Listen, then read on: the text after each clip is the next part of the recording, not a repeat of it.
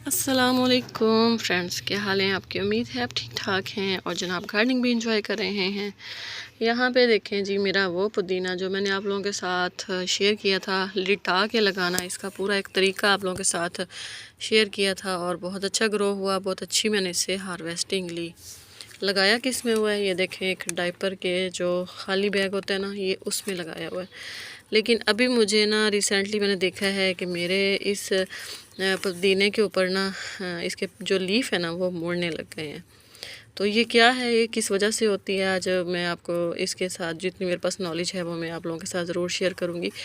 مجھے بھی کچھ عرصہ پہلے تک نہیں پتہ تھا، لیکن جیسے جیسے بندہ گارڈننگ کرتا جاتا ہے نا تو ضرورت کے مطابق سیکھتا جاتا ہے۔ جیسے جیسے جس چیز کی ضرورت پڑتی ہے ویسے ویسے انسان سیکھتا جاتا ہے۔ تو میرے یہ دیکھیں پودینے کی ٹوٹلی جو نئی پتیاں جتنی بھی آ رہی ہیں نا وہ مڑی ہوئی آ رہی ہیں۔ اس طرح ٹماٹر کی پتیاں بھی مڑ جاتی ہیں، اس طرح مرچ کے پودوں کی پتیاں بھی مڑ جاتی ہیں، اور اکثر جو ہمارے چھوٹی چھوٹی یہ سبزی کی پنیریاں ہوتی ہیں نا ان کی پتیاں بھی مڑ جاتی ہیں۔ تو یہ کس وجہ سے مڑتی ہیں؟ ان کی دو وجوہات ہو سکتی ہیں۔ ایک تو یہ کہ ہم ان کے پتوں کو چیک کریں کہ پیچھے کوئی وائٹ فلائی یا ایفٹ وغیرہ کا حملہ تو نہیں ہوا، کیونکہ وہ ان کے اوپر چپک جاتے ہیں اور رس چوستے رہتے ہیں، جس کی وجہ سے پتیاں ہماری اس طرح کرلی ہو جاتی ہیں۔ ٹھیک ہو گیا، لیکن یہاں میں نے اپنے پودینے کو دیکھا ہے، یہاں پہ بالکل میں آپ کو اس کا ایک پتا توڑ کے نا دکھاتی ہوں، کوئی ایفرٹ نہیں، کوئی وائٹ فلائی نہیں، بالکل کلیئر ہے۔ تو پھر یہ ایسا کیوں ہو رہا ہے؟ یہ جناب ایسا ہو رہا ہے کیونکہ یہ چھوٹے سے پوٹ میں لگا ہوا ہے، چھوٹا سا ایک بیگ ہے اس میں لگا ہوا ہے۔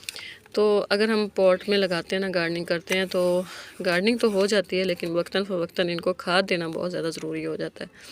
میں نے کافی ٹائم سے صرف اس کو نہ رکھا ہوا تھا، ویجیٹیبل والا جو پانی ہے نا اس کے، تو باقی تو ساری نیڈز اس کی پوری ہو رہی ہیں، لیکن مجھے لگتا ہے اس کو ہو گئی ہے زنک کی کمی۔ تو اب میں نے اس کو یا تو بازار سے ریڈی میڈ کھاد لے آؤں، لیکن اگر میں نے اس کو وہ کھاد دے دی تو میری مٹی جو ہے نا وہ آگے چل کے نا کافی حد تک خراب ہو جائے گی، اور ہو سکتا ہے مجھے چینج بھی کرنا پڑے۔ میں اپنے پوٹس میں آرگینک گارڈننگ ہی کرتی ہوں، تو میں نا اپنے کچن سے ہمیشہ کی طرح لے کے آئی ہوں جناب، یہ دیکھیں وائٹ وائٹ یہ خوبصورت دانے۔ یہ دانے کیا ہیں اور ان کو کیسے استعمال کرنا ہے، آپ کو مکمل ڈیٹیل اسی ویڈیو میں ملے گی۔ تو اگر آپ لوگ میرے چینل پہ نئے ہیں تو جلدی سے سبسکرائب کیجئے، بیل آئیکن کو آل پہ کیجئے، تاکہ میری ہر آنے والی ویڈیو کا نوٹیفیکیشن آپ کو سب سے پہلے مل سکے۔ تو جناب یہ ہے ساگودانہ، یہ دیکھیں یہ وائٹ وائٹ خوبصورت سے جو پرل جیسے دانے ہیں نا، یہ ساگودانہ ہے اور یہ زنک سے بھرپور ہوتا ہے۔ ہم نے اس کو اپنے پلانٹ میں دینا کیسے ہے، اور دو طریقوں سے یہ دے سکتے ہیں۔ ایک تو آپ اس کو پانی میں بھگو کے رکھ دیں اور اس کا جو پانی ہے نا وہ آپ پتوں کے اوپر سپرے کر دیں۔ دوسرا آپ نے اس کو کیسے دینا ہے۔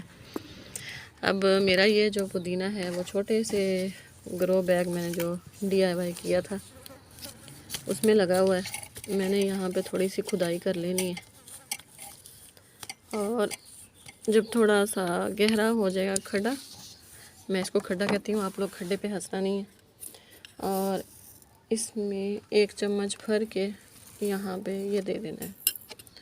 وہی جیسے میں نے آپ لوگوں کو بتایا تھا کہ آپ لوگ چائے کی پتی کیسے دے سکتے ہیں، اسی طرح اس کو بھی ہم مٹی کے اندر دبائیں گے، آہستہ آہستہ یہ ڈیکمپوسٹ ہوتا جائے گا، اور میرے پودینے کی جو پتیاں ہیں نا وہ صحیح ہو جائیں گی۔ جب یہ میرے پودینے کی پتیاں صحیح ہو جائیں گی نا تو میں آپ لوگوں کو ضرور دکھاؤں گی۔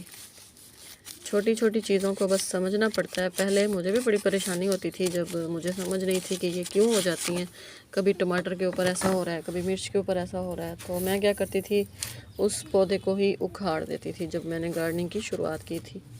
لیکن جیسے جیسے انسان تھوڑا بڑا ہو جاتا ہے، جیسے ہم عمر کے ساتھ بڑے ہوتے ہیں نا، ایسے گارڈننگ کے تجربے بھی تھوڑے بڑے ہو جاتے ہیں، تو پھر ہم اپنی ضرورت کے مطابق سرچ کرتے ہیں، سیکھتے ہیں۔ تو اگر سیکھ جائیں تو پھر ہمارا فرض ہے کہ ہم دوسروں کو بھی بتائیں۔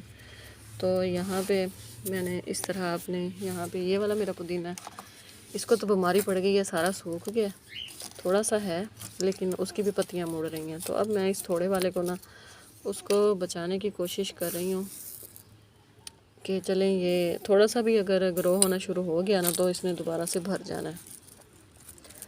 10 سے 15 دن کے بعد یہی عمل میں نے رپیٹ کرنا ہے۔ زنک کی مقدار اس کے اندر کافی زیادہ ہے، تو ساگودانہ 10-20 روپے کا آرام سے مارکیٹ سے مل جاتا ہے، اور یہ بھی آرگینک ہی ہوتا ہے، ایک پلانٹ کی روٹس سے یہ بنتا ہے، اور ہوا پانی کے علاوہ جو زنک ہے نا وہ بھی ہمارے پلانٹ کے لیے بہت زیادہ ضروری ہے۔ آپ لوگ اس کو سرچ کر کے بھی دیکھ سکتے ہیں کہ ساگودانہ ہمارے پلانٹس کے لیے کس حد تک ضروری ہے۔ تو میری یہ چھوٹی سی ویڈیو تھی کہ میرا یہ تھا، اس کو میں نے ٹریٹمنٹ کرنی تھی اپنے پودینے کو، پتیاں اس کی کر لی ہو رہی ہیں۔ اگر آپ کے ٹماٹر ہو گیا، مرچ ہو گئے، کسی بھی پودے کی پتیاں مڑ رہی ہیں تو آپ بھی ان کو ساگودانے کے ساتھ ٹریٹ کریں۔ ایک تو اس کا پانی بنا کے وہ سپرے کریں اپنے پودے کے اوپر، اور دوسرا جو ہے اس طرح آپ مٹی میں دبا دیں۔ ٹھیک ہو گیا؟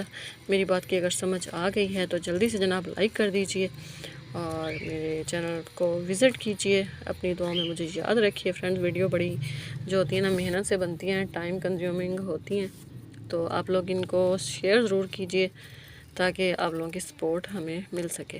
تو دعاؤں میں یاد رکھیے گا۔ زندگی نے وفا کی تو جناب نیکسٹ ویڈیو میں ملوں گی۔ اللہ حافظ۔